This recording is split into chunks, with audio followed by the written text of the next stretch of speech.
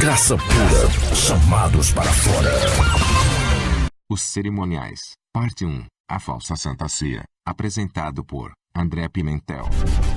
Vamos começar falando sobre a espinha dorsal do sistema, que é a ceia, e eles chamam de Santa Ceia. O cerimonialismo religioso, abençoados, é um dos mais perigosos e prejudiciais para a vida dos eleitos de Deus. Mas apesar disto, e infelizmente, as cerimônias são mais valorizadas nessa forma de congregar, dentro das ditas igrejas, do que o próprio ensino da palavra de Deus. Ou seja, essas tais igrejas vivem de rudimentos, porque estas coisas se tornaram rudimentos. E hoje vivemos em espírito. Será que não viram isso? Nós não vivemos por rudimentos.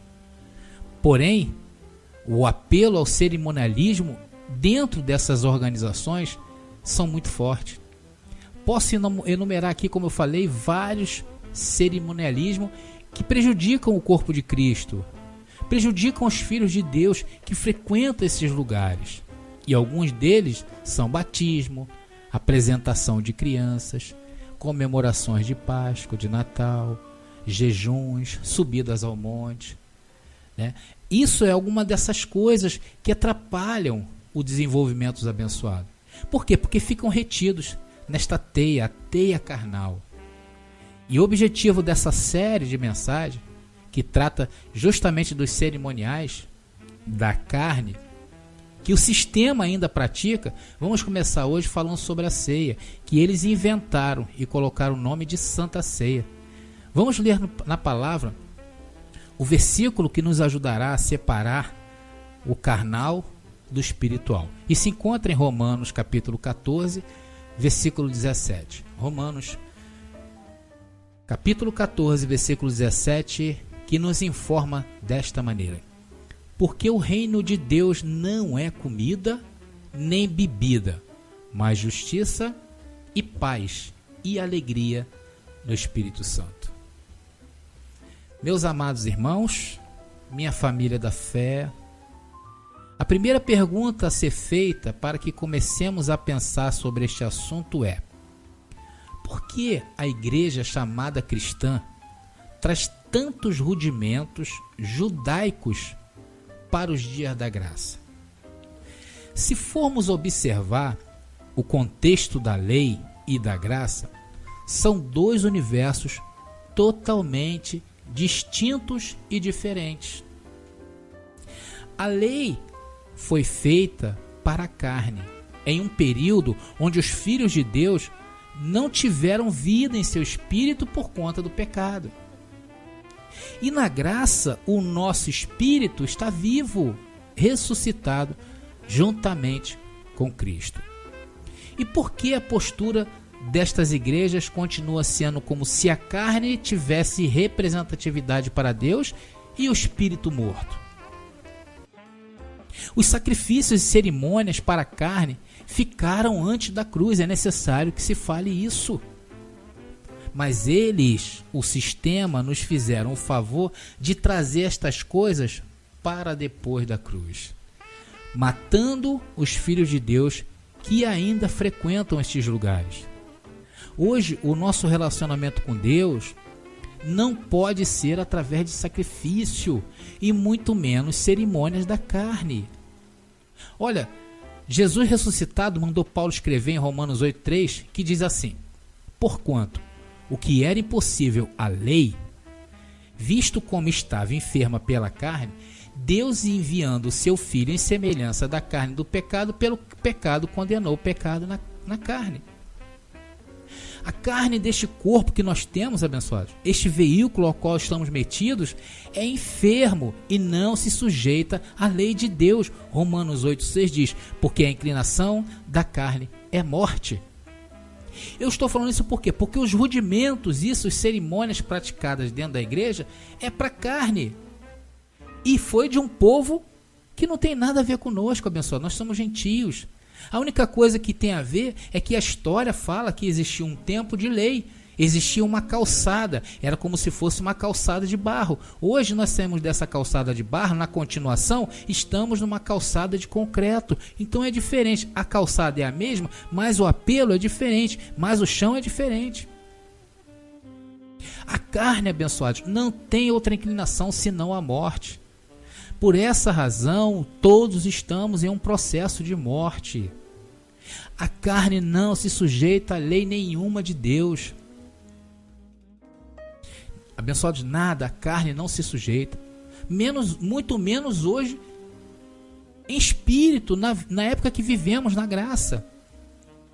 Olha aqui, Romanos 8,7 diz: porquanto a inclinação da carne, olha aí, cerimoniais, porquanto a inclinação da carne é inimizade contra Deus, pois não é sujeita à lei de Deus e nem em verdade o pode ser. E hoje, abençoados, é diferente. Para Deus, a sua carne, a minha carne, está morta. Logo, quando alguém se envolve com uma cerimônia oriunda da lei, mesmo que tenha sido transvestida pela graça, como é hoje os cerimoniais, mas a origem é a lei. Esta pessoa está envolvida numa prática abominável aos dias que vivemos.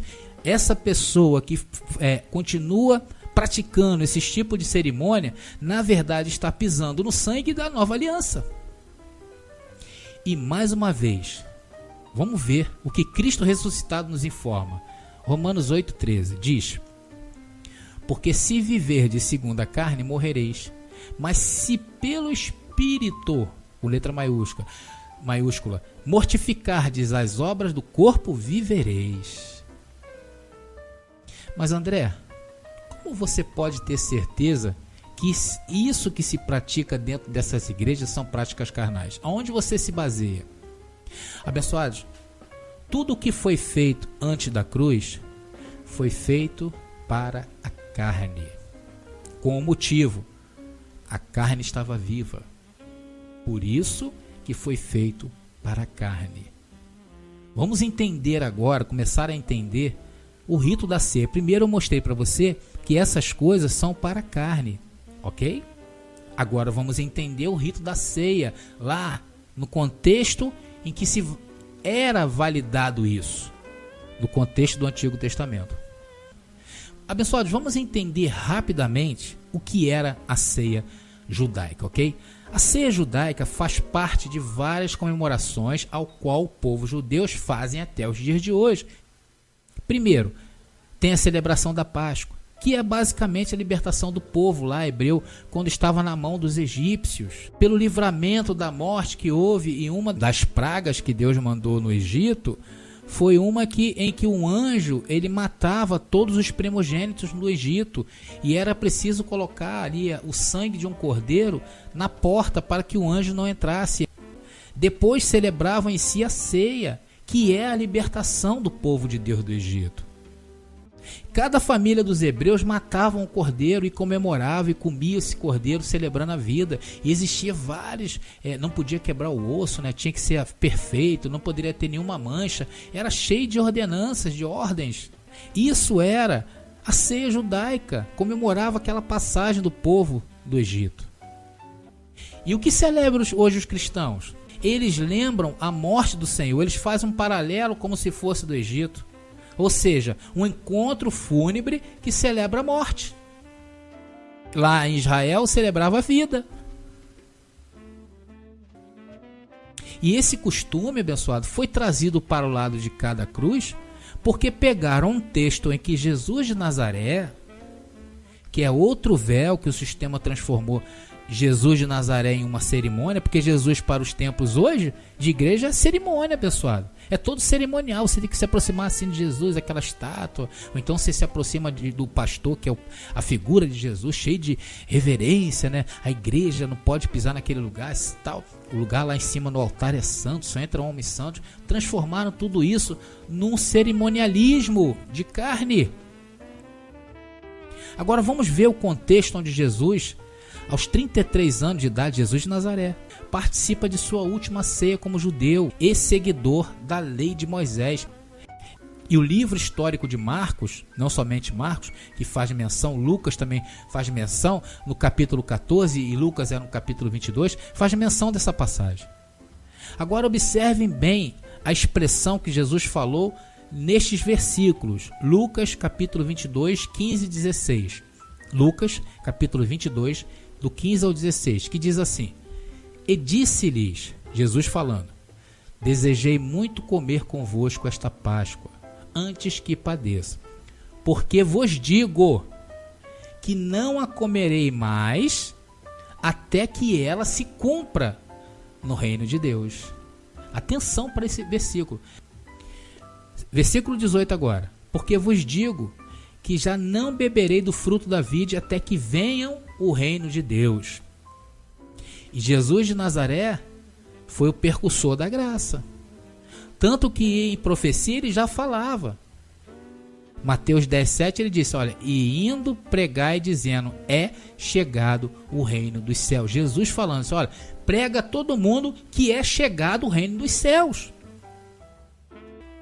E a pergunta é, chegou ou não chegou? Colossenses capítulo 1, versículo 13 diz, o qual nos tirou da potestade das trevas e nos transportou para o reino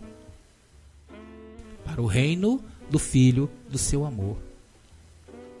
Abençoados, você está onde? No reino do Filho do seu amor. Isso prova que o reino de Deus chegou ou não? E Jesus falou o quê? Que não beberás e nem comerás. E Colossenses 1,13 informa. Abençoados, e há vários outros textos que testificam que o reino de Deus está em nós, na nossa mente. Colossenses 4,11 é um, que diz aqui, Paulo falando, e Jesus chamado justo, não é o Jesus de Nazaré, era um seguidor, era um discípulo de Paulo, e Jesus chamado justo, os quais são da circuncisão, são estes unicamente os meus cooperadores no reino de Deus, e para mim tem sido consolação. Paulo está falando que ele estava com os cooperadores aonde? No reino de Deus. E que Jesus falou lá? Até que venha o reino de Deus, não comam mais, nem bebam. E quanto mais a gente mexe na palavra, mais ela se apresenta para nós. Esse versículo nos remete que de fato estamos no reino de Deus.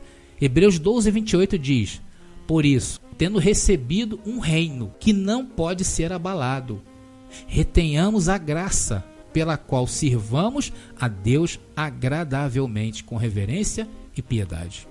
Mais uma vez, Paulo está falando que estamos no reino de Deus. Agora, abençoados, vamos pegar o texto onde o sistema religioso extrai todo esse engodo, toda essa mentira. Isso tem um motivo, depois eu vou falar. No final eu vou falar o motivo por que eles sustentam essa mentira. Tem um detalhe, na Bíblia não está escrito Santa Ceia, te enganaram. A Santa ficou por conta da religião. Paulo falou da ceia, atenção, Paulo falou da ceia em um livro em que ele traz um resumo porque ele escreveu aquela carta. Vamos ver o resumo? Foi em Coríntios. A única parte que Paulo fala da ceia é em Coríntios. Vamos lá, 1 Coríntios capítulo 3, versículo 1, que diz assim, e eu, irmãos, não vos pude falar como a espirituais, mas como a carnais. Opa, olha aí. Então Paulo está direcionando a uma igreja carnal, preocupada com rudimentos, preocupadas com cerimonialismo. Mas ele falou a essa igreja como a meninos em Cristo, essa comunidade, vamos colocar assim, né? Porque igreja não, Paulo não fundou igreja. Paulo passava e as pessoas se animavam e formavam comunidades e congregavam ali. Com leite vos criei, e não com carne, porque ainda não podeis, nem tampouco ainda agora podeis. Olha aí. Porque ainda sois carnais, pois havendo entre vós invejas, contendas, dissensões, não sois porventura carnais? E não andais segundo os homens? Olha aí. Então, a base do livro de Coríntios era para uma igreja que não havia atingido um grau de maturidade.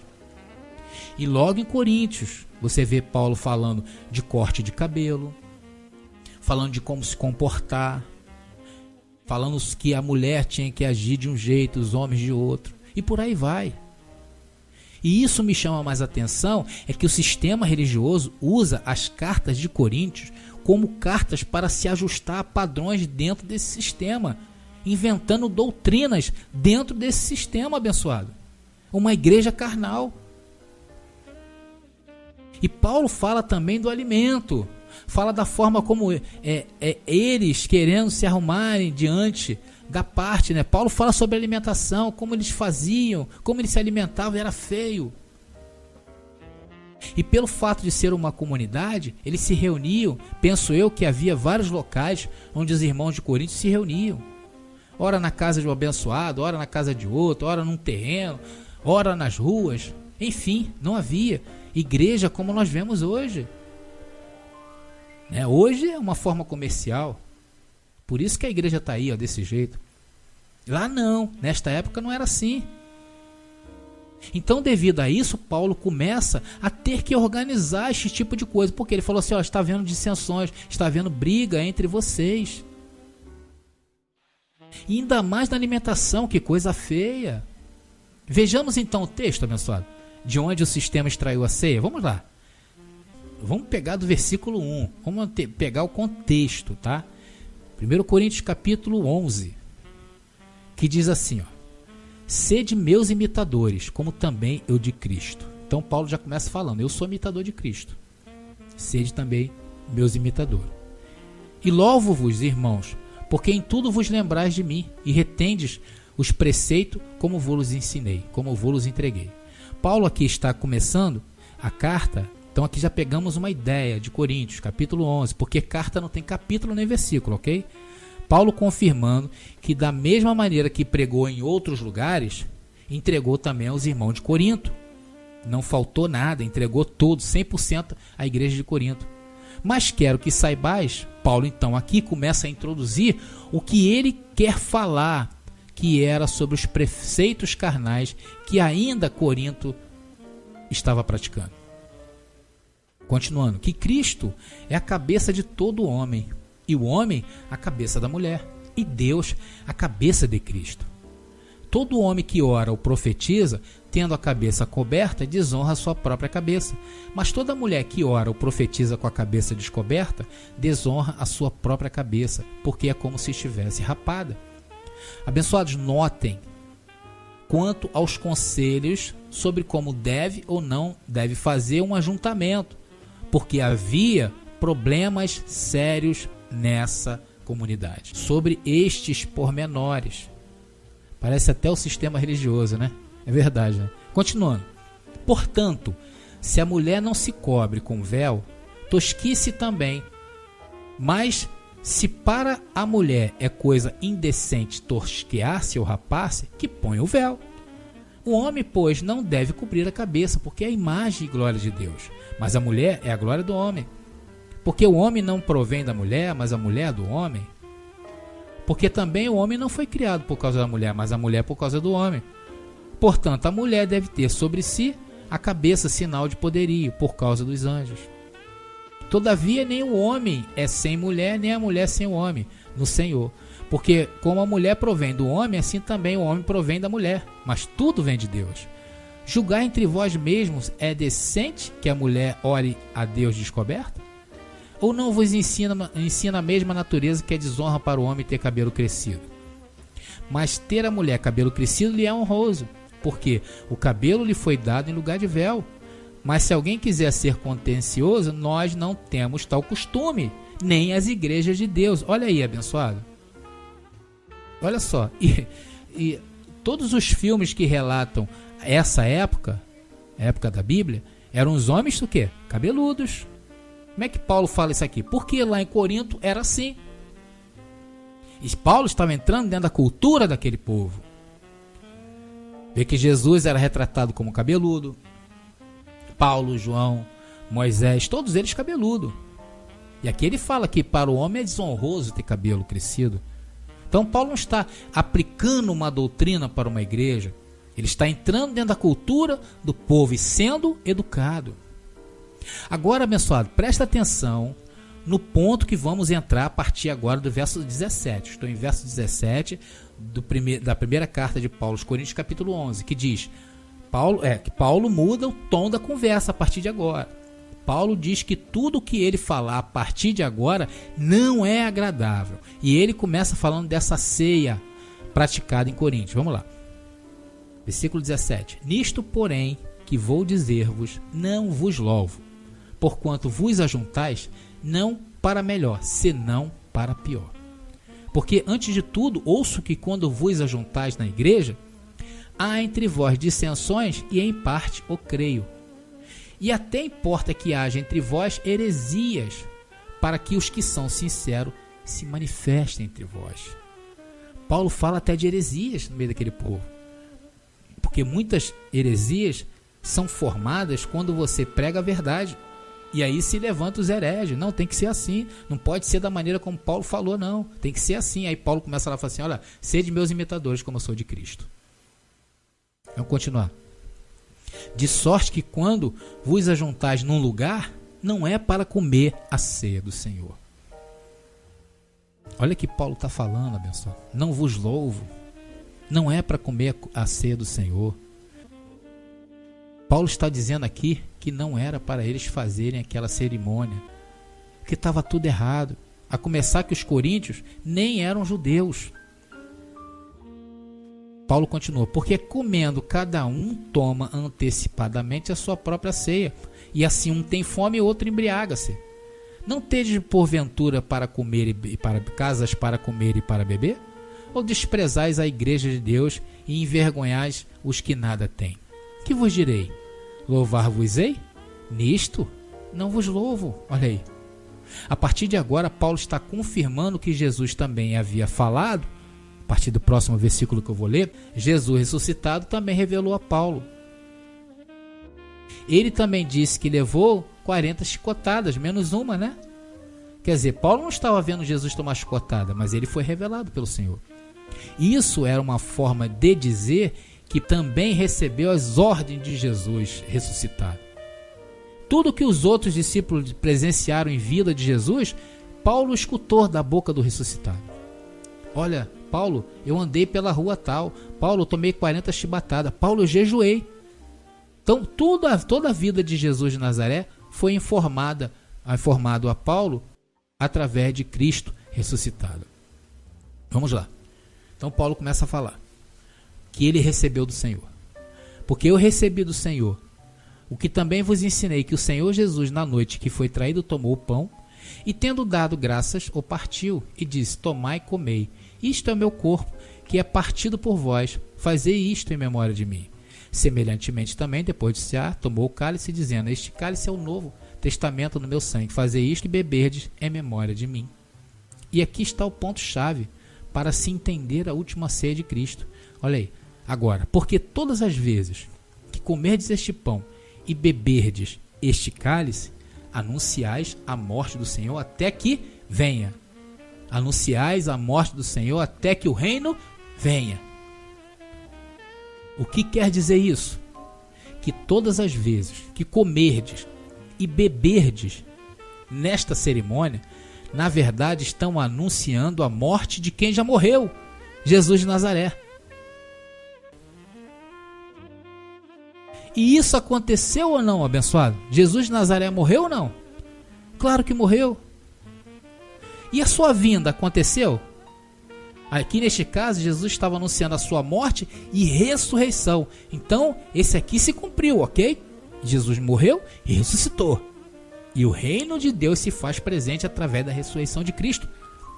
E Paulo fala, portanto, qualquer que comer este pão ou beber o cálice do Senhor indignamente, será culpado do corpo e do sangue do Senhor. Porque o Senhor não atribuiu a sua morte à sua igreja. Paulo expressa que todo o que comer e beber do cálice do Senhor está bebendo indignamente, porque eles estão dizendo que Jesus não morreu e não ressuscitou, e isso é gravíssimo. O que essas igrejas fazem todo mês é gravíssimo. Examine-se, pois, o homem a si mesmo, e assim coma deste pão e beba deste cálice. E Paulo finaliza: olha, agora é com vocês. Porque o que come e bebe indignamente, come e bebe para sua própria condenação, não discernindo o corpo do Senhor. E Paulo ainda completa: por causa disto há entre vós muitos fracos e doentes, e muitos que dormem. Porque se nós nos julgássemos a nós mesmos, não seríamos julgados. Mas como somos julgados, somos repreendidos pelo Senhor, para não sermos condenados com o mundo. Olha aí. Paulo está falando mais uma vez o que eu estou recebendo, o que eu recebi do Senhor. Sede meus imitadores. Nas igrejas nós não temos tal costume. Portanto, meus irmãos, quando vos ajuntais para comer, esperai uns pelos outros. Mas se alguém tiver fome, come em casa, para que não vos ajunteis para a condenação. Quanto às demais coisas, ordená-las-ei quando for. Paulo, na verdade, está fazendo uma recomendação de ordem na hora da ceia entre os irmãos. E ele traz a lembrança de Jesus de Nazaré na última ceia. E Paulo não estava aqui orientando ninguém a tomar ceia. E que isso era um erro dos irmãos de Corinto. E aqui foram advertidos duramente por Paulo. E isso é uma coisa muito séria. Milhares e milhares de igrejas ao redor do mundo celebram essa cerimônia sem entendimento, trazendo sobre si o que o próprio texto afirma: muitos fracos e doentes. Essa é uma prova clara do que a cegueira espiritual causa nos abençoados quando se expõe nestes lugares sem entendimento. Sem contar que este tipo de prática não é somente uma vez só e pronto. Não, é todo mês reúnem-se para pisar no sangue da nova aliança, se fazendo culpado do corpo e do sangue do Senhor, ultrajando o sacrifício de Cristo, dizendo ao tomar aquilo ali que Jesus não morreu e nem ressuscitou. Por isso que precisam estar agarrados a estes cerimoniais. E aí eles ainda dizem que quem não toma santa ceia, entre aspas, não tem parte com Cristo. E que santa é essa, abençoados? Onde arrumaram isso? Santa ceia é uma mentira.